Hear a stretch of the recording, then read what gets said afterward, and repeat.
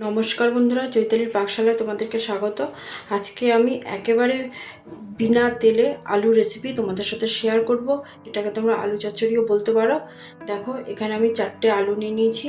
আলুগুলোকে আমি কিভাবে কাটছি তোমরা দেখে নাও। এইভাবে আলুগুলোকে আমি ছোট ছোট টুকরো করে কাটবো। বন্ধুরা, তোমরা এই আলু চচ্চড়ি রেসিপি বাড়িতে বানিয়ে খাবে। তেল দিলেই যে খেতে ভালো হয় সেটা না, তেল ছাড়াও কিন্তু খেতে খুব সুন্দর হয়। আমি বাড়িতে বানিয়েছিলাম রুটির সাথে বা গরম ভাতের সাথে, খেতে কিন্তু খুব অসাধারণ লাগে। দেখো, আলুগুলো আমার কাটা হয়ে গেছে।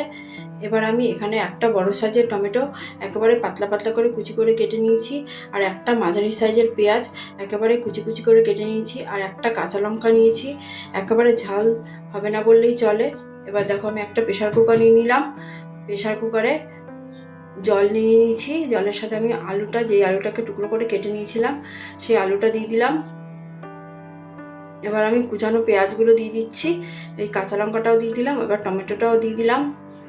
এবার এর মধ্যে পরিমাণ মতো নুন দিয়ে দেবো, আর হাফ চামচ মতন জিরে গুঁড়ো দেবো, আর হাফ চামচ মতন ধনে গুঁড়ো দেবো, আর হাফ চামচ মতন হলুদ গুঁড়ো দেবো। দিয়ে এগুলোকে ভালো করে মিশিয়ে নেব।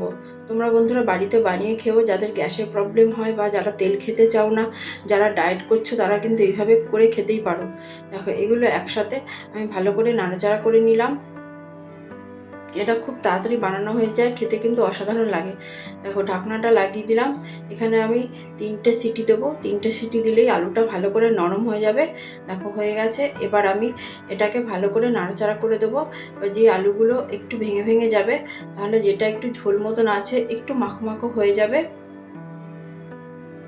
দেখো, এবার আমি এর মধ্যে সামান্য নুন দিয়ে দিয়েছিলাম।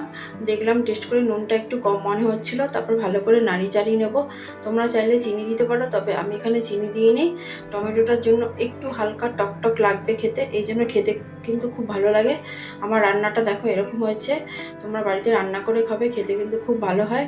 তোমাদের যদি ভালো লাগে তোমরা অবশ্যই সাবস্ক্রাইব করো। আমার রান্নাটা কমপ্লিট।